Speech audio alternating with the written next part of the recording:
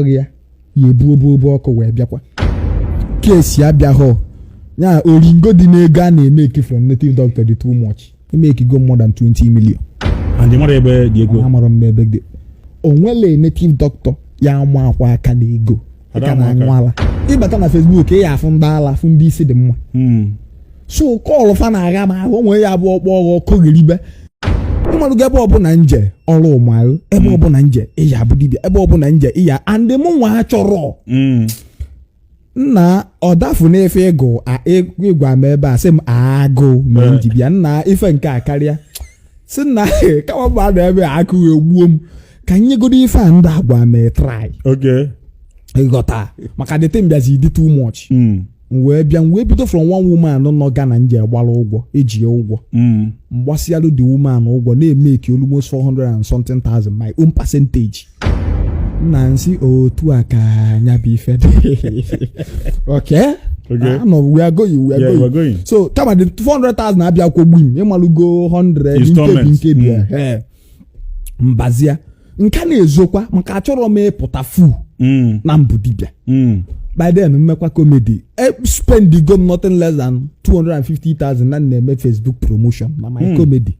no way megide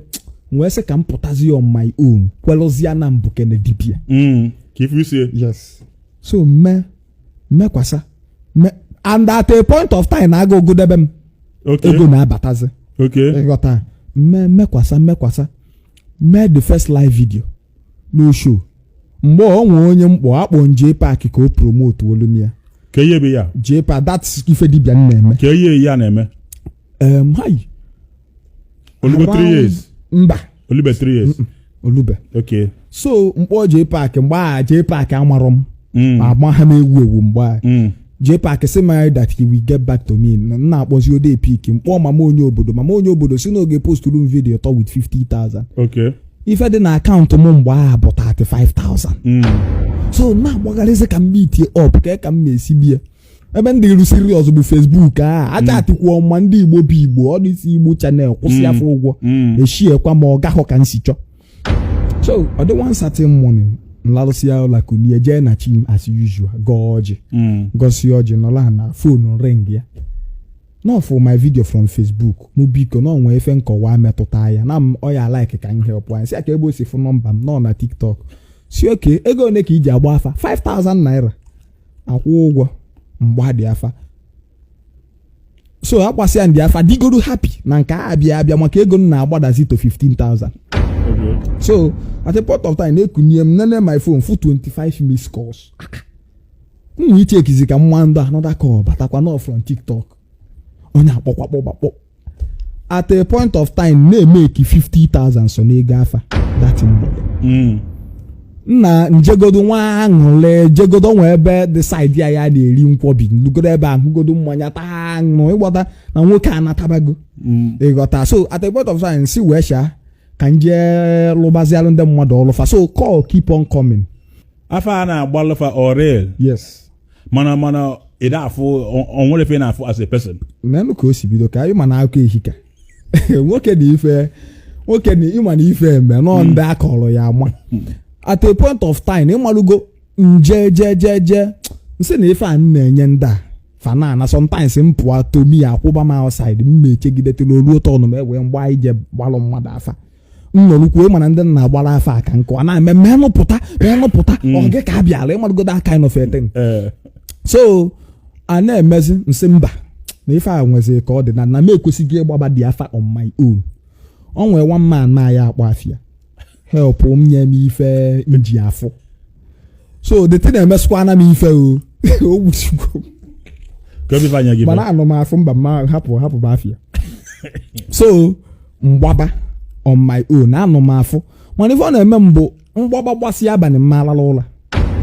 ọ dị nke ekpu ime ose n'anya ịma I could still remember the time njem welder maka amụbugo m ọrụ welder mgbe o oteghị ezigbo aka ịmalụgo na ịba welder ọfụ gbaa ife ọkụ dị ọkụ chao n'anya for the first time o nwere ụdị ekpomọkụ a ndị ose ọ na-ekpo ụdị atata experience m nwere that time ka m na-enwekwa mbịasị nke dị ụdị o mesịa si na nke anya pụọ bịazie ịghọ m ọkọ na akpịrị ya nwa the thing ọcha mụcha daa okoru n'obi ị na-anwụ iji afụ ụzọ okoruzie n'obi abalị mma na-afụ a na-etu m odogwu isi ma na-aza n'abalị ka m na-anara ụdị ya na nsị mba nkwụsị nke a jebekwa na nke ndị dibịa gbawakwalụ mmadụ. So at a point of time nsị fọ ọ na-abụ nnata eje m ọ kazi mma na njezi gbabazia ndị dibịa vidio si kpọba fa direct ị na-aghọta onye nye m ọrụ mụ jerie ejelu m ya ama m yes nọ ozi ka m na-ejelu ndị mmadụ maka abịa mee ebe dibịa abịa cheki esi ka eke ikorobịa dị ka m ya esi nọrọ na-akụ kpokpokpokpo na mba n'agbanyeghị na ego dị ahụ mana ọ bụbeghị ife nchọ and kpokpokpo a ị na-akụ bụ just for show ọ bụrụ na onwefe dị n'ime ma ọ bụ ife ị na-afụ ka gụ nwa ya eziokwu normally afọ m onwe fụ m ụzọ ma ị nwụọ acid ị na-anwụ ọbụla acid ebe a na-akpụ ya bụ ọgwụ ka onye gụ acid a na-adị ndụ ọbụla acid so and kpokpokpo ịchụ ikpokuchi na ndị ichie ịghọta ihe akụkọlụfe ogene wee kpokuwe ezumezu mmụọ fee wee bịa ịghọta and that na-achọ ọzọ m ya ịghọta ọ bụrụ na m achọ ọzọ ya na m alaiki ọzọ ife omenala like ọ dị ọzọ m ahụ ma ọ na-atọmente m ịghọta so ọ ife buje m ijebezi na nke ndị dibịa esi na o nwere ka ọ dị ikolobịa dị ka gị imebu ife ịnọ na-agụ kpokpokpo so ndị ikolobịa na-akụ kpokpokpo ka efe inwe ikwu maka fa ọ na fa ọ dịfa arụ mma fa mebe ịma na ọ bụrụ ife dị nwoke mma na adị nwaanyị mma another man food is another man poison o nwere ka ọ dịghị mma niile eme ọ dịrọ m nwa mma like anabataghọ m ya ọ bụ ọkwụ na m alaikele ife omenala na onwe ebe bụ na irie nne laikelụ onye ụsain na ahụ na ọzọ min na ihe erizi nne nọ na nne ya na ịlaikele ya ndị iri debịa chọọ nne ọzọ ya efefọ ọ ka ọ dị ndị and ịmalụ gị a na-ekwu na nna na-ego welo agba ndị dibịa vidio adama anapụ ego ọ one man cost the 10 years ka nji emebụ m bịa be debelu nji ise ofu ọkụkọ ife si n'obi nye m 3,000 mba mụ omere n'omenala ọbụla agụụ maka ihe nna agbala afa ị na-ede kali that time since m ji pụta ụwa first 1 million naira baa na akaụntụ m bụ na ilele ana sorry 450,000 maka ife ele ana bụ 2.5 million eke ya maka ọbụla sọ m ya ewere ego ife baa na akaụntụ m nwa bụ ife kwesịrị ilo m bụ 600 mana m erigo 150 n'enu ekizielu m 450 that is the first big money baa akaụntụ m mana mgbe m bido mebe ife dibia at that time I can record 1 to 2 million as my money so that's mbaji ise na ọkụkọ abụlọ na agụụ dị n'arụ ife nji ejeri ya bụ aka nọ n'efe omenala you can still call me ife afa or call me lụọlụ ọrụ ọ nọnwe onye ji ụgwọ ịkpọ m nje tụọlụ gị mmadụ na-alụsị so o mezie m na-ediscover si alụsị niile dị iche iche ya na nke dị very powerful ọ bụ na ya remember one of our colleague akwa ọkụkọ tiwara akị akwa ọkọ is your colleague ma akpụ ya kori ịmalụgo ndị gị na fa nọ omenala ndị otu omenala ibe anyị mana nsi otu ọ bụ na nsisi oyibo were ya oyibo abụla asụsụ very good so o nwere mgbe o mepee hotel ịghọta so o nwere ife mee that time na ebunu si ebunu asịrọ so mwepụta kwuo na this guy tọrọ ebuna and na-ekwesịghị inye ego ya nke bụ eziokwu ụtọ dị ebunu and ekwesịghị inye ego ya and they say na ngwa gatonwu dị ebunu na mma atọkwa dị ebunu maka adete mbiaze ọbụla ọnụ akwadogwo m maka agwa m ọmala ọgwụ afụ na-egbu egbu ya ti ihe na dị ebunu mma asainụrụ ya my life undertaking na mbịagodo chọọ ịtọ dị ebunu daa nwa ndị polisi emena ya arrest dị ọnwụ dị n'isi mụ nwa akwadogwo mana isi na ịnwere n'ọgwụ keze ka isi wetọ ebunu onye na-aṅụ ọgwụ eji afụ ụzọ enwere ọgwụ ị na-anwụ anwụ nya na dị ọgwụ dị n'ime already maka na ịnwụ gị so ịmalụgo jee paakị pụtakwuo ife okwu that time maka ekwu m against akwa mgba o wee pịasuo m the first one m chọọ ka m reply ya si mmekwu na mukuluo da my PS and manager 10 so o wee kwukwa the second one na ndị dibia 200,000 and 250,000 were agba dibia video adama na ego so o kwusie ife a mpapa kedu ụdị allegation dị ife a gara mpa na ma ya ekwe na mma apụta ka nkiri onwe mfasị m no mụ bụ onye a nkịtị ya kọbala onwe ya ekwusie nsi oke mgbada reception renew my room gbago my room di nyana my PA kwalụ m aka na onwe efe nchu iri nsị a na iwe ndị na ahụ na ọ nwere na idere m nni aneten na this boy a na-akpọ J Park kpasu iwe ikwu ife m ada eme so anọlụ m n'abalị nọlụ alalụ ụlọ ekpelụ m alalụ ntụtụgharịa were fonu m klik ya fụ one man a na-akpọ m Chiweta Ife ọ chat ya m sị na ọ bụ dibịa na ya anụ na nna na ndị dibịa 250,000 agba dibịa vidio mụ biko na ya bụ dibịa mụ na ife o ji bụ 200 na ma ya abịa nwunye vidio miracle so me I have to play along maka nwoke ya anụ afọ ego kuruo da J Park helped you then ọzọ m indirectly nsị wow nsị ife m enụ bụ na mụ na mada na mana ebe ọ dịzi otu a ngwa nya ka izie 220 osi biko si no problem ya ka ide 200,000 o melụ 150,000 n'abalị a ka m nọ 4 native doctors mụ na ya kpa na that night I make close to 850,000 that night the video ga viral ọ ka nsi wee bido na be ego J Park ikwesịkwa ị na-ewegale tight mba nke a gbasazia okwu obi igbu ga-egbu so ọ ga-azọ ọ chi igbuchie n'aka ya n'ọghọ m zọzie m azọ and ọ mgbe o kwụsị ife a ị na-anya mgbe a ka ịgba vidio si salụzi nke bụ ọkụ yes so mmebezia chaji ba ana m anakwu up to 400 300 maka ya upgrade m yes ịghọta yes so megide before wee bazia n'ife mefu last year based on nke aya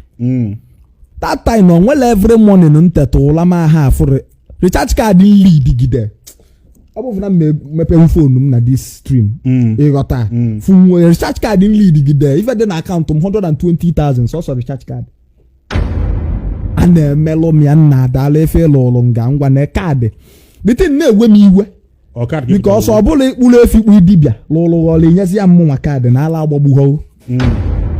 so all these things so n'ife Leo mu ịgbabazi sọsọ aya video because aya kwa mu nkwa on every reasonable na this thing ga merie ya no ye bi moto lo alon 5 rooms and palo na Asaba ịghọta na akwụ m ụgwọ every month and ọbụla ego every month wa ka njide no ịmalugo ịbịasị agba video nwere ka ahapụ esi ngwa na 100 na 50 wena so nke every month digodo iche and ihe dị m ịmarụ adịgo m ịga inwe moto den and ọkwa m nkwa ya sị m nọ next week ye ka a ga-ebi ndị moto ma nkwetakwala na ịmalugo so mbịa cheki ye na ndị Ọkịja ndị niile a na-alụ ụlọ ọrụ ife na-emelụ aha esetụlụ nka nsi chọ na onye mkpọjele ebe ife melụ ha yes recharge card ịghọta alụzi ọ bụ na ọ gaghọ iwelu mkputu wasịba m isi atabasị ọsọ na ọ gaghọ ka a na-echeta mma na ọ ga ada enye m ife tụ ụmụ n'anya bero sọsọ one woman a na-akpọ m no Australia that time mkpoturu chi sọsọ ya ka ife mmenugwu olu mee ife like ya one other guy kwa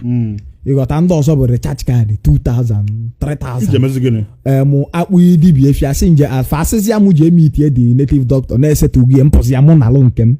date na-ewe m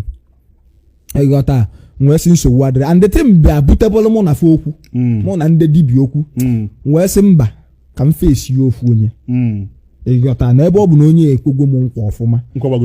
yes na mmadụ bịa ebe alụ ọrụ ife merie ife gazierie aya aka setụlụ m hie ịghọta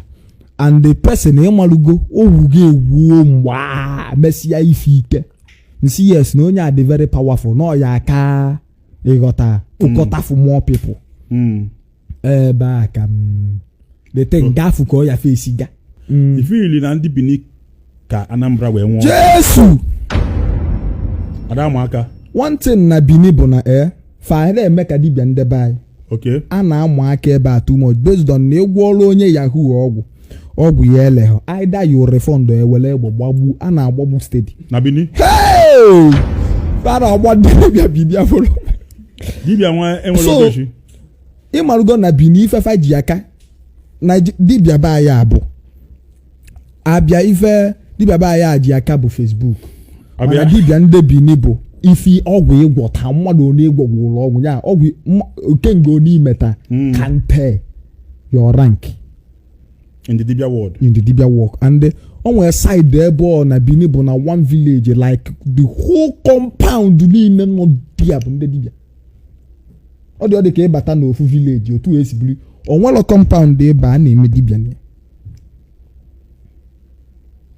and ịbịa alụsị alụghị ọ bụrụ nke ga-anụ fine ọ gara arefọndụkwa gị ego because a na-agbafa sọtọbụ a na-agba ndị a adịrọ m and o mekwu mụ ababaghọ ndị ibu ebe ahụ maka achọrọ m ịga katawo ndị akọba ofu akụkọ ma like so va na-adị very careful n'efe ọbụla va na-eme because nwere ndị Bini ahụ adịghọ ndị boys ndị Bini ahụ nwere kapati nya agba mia video melo 3 months aya ya nwere more than 7 cars exotic cars. Ije na my page anu me dedicate moto ndị mmadụ na-ebute ma amarụ na onya go ka ndị mmadụ bute amazi m ihe mmabụ na dedicate moto na my page dedicate new models ya na Ford, Lexus, Highlander white malugo many cars ma na ọ gbasi ya agbamọpịọ mgbe m bata agbaba vidio ka ọlụ bịazi sala ọkụ na bịa na-alụ na-epenti na-edozi ife niile na-aga n'anya ndị happy ndị bụ na my life echenjigo maka ọ ife ekwu ka a na-eme so nsị ya ka mmazi ya nọsọ wagaji 4 maka mgbe abụ mụ na wagaji na-agbu ya vidio back to back so ọsị m ọkwe takwo nya moto 3 days ọjụ mụ bute di moto na moto ogotelụ nwa ya wee na-akwụwarị Corolla yes mma ịmakwa dibịa mmegwu ọgaranya gaa na Ọkịja duwe dibịa mmegwu ọgaranya na Ọkịja pekata mpe fakari 7 mmadụ nọ na ma go na mmebido ka ebe mmebido ma eyichi weta ife o ma ego mmiri asọted o ma ego mmiri nke ọzọ maka fada ebu a na-aza ego many of them ma eze millionaire nwesia investment eze dibịa bụ another person a na-akpọkwa Akaji ọfọ nwanne ya nwoke ya amafa ịmara onwe efe ndị mmadụ amarọ onye njepụ ka onye isi awọ mma yes ị na-atụ onye bagbuo na-alụsị makwa alụsị njegwu ịma ha na-alụsị ka nji build my page alụsị ka nji and alụsị ọbụla m bịa mmemme omenala ya baa ya and ife ọbụla dị na-alụsị ndị okenye na-adọba m ama kọwa alụ dị ihe ọfụma onye bụ my concept otu isi kpọọ mfe interview gbamgbam gị ịghọta data alụsị bụ my own concept akọ nekwa test ya mfụ na nwee onye ya bụ nje na nke ya sị ngwa na onye a gbagodo ụlọ m ya ogwe ịgba agbata apịazi ya mgba vidio ma gbaa ya gbata eje mgba ya vidio onye eze Jizọs ekwesịghị ibi moto why yes kondo asọted ekwesịghị ibi moto even ma kedafia ka na-agba kedafia nka agụleli agụrụ Ngozi Musa o kwesịghị ibi moto okay ego mmiri ekwesịghị ibi yichi weta ife ekwesịghị ibi moto because me and those people we had an agreement I nwere agreement na-agwọ ka na-agwọ nta na-agwọ imo ma akpọtaghị onye mmadụ ya fụ onye ya agwọ ọrụ data na ife ilu n'inwe ma agwọli onwe ya agwọli onwe maka ihe azụ afịa ịnọghị obodo oyibo ọ mkpọta mmadụ iwefu onye gwọrọ ya ọleli o wee bịa gozie so we had an agreement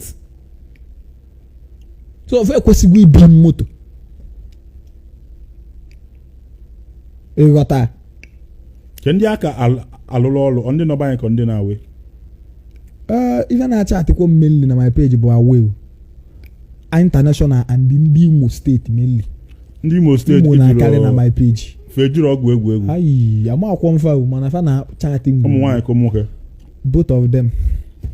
onye eze Jizọs ji ụkwụ moto kedu ife ịlụli oji ji ụkwụ moto onye eze Jizọs for you or dibia ka pastor onye eze Jizọs nwere one thing nje like ya okay till today ayogo m onye eze Jizọs ka m mee ya interview ọ jụrụ ajụ na ọ dịfọ jeme ọ chọrọ ị na-ege ntị nje na ihe njisi ya ka m mee dis interview bụ mpụta echi niile fiobie moto ka ọ hapụ esi na ọ nwere ife mmerie na nchu ya imeri ya ife ọjụ so onye nwa ya emelụ m okay ị na aghọta ihe nna na onye eze Jizọs onye agha karị dibịa akwa maka ngwa gị ife onye eze Jizọs na kontrolu na Anambra asị hu yi ekwe Abi? Is a very onye abụ ọ na-abụ nnekata m onye anya amaghị m ụdị mmadụ mụ nwa jigodo anya m fụ even mgbe m na-eri ife olili enego m onye anya fụ na onye a demon. Is a powerful native doctor ka mma akpụ ya man of God. You got that? Powerful native man to him native man of God, very powerful. I want to give him one certain time now. Musigum. Nyazom na that. And agwaba mabule mmeku online. Okay. You got that? And agwaba no game nwulu mo defa. Imekwe. And because me o me ka asi no nwere for not just one of the man is very powerful. Imane ejubu nsem kedo for trusted native doctor ya bo so nse for ngwa si jekube. Onye ezesu. Native doctor. Yes.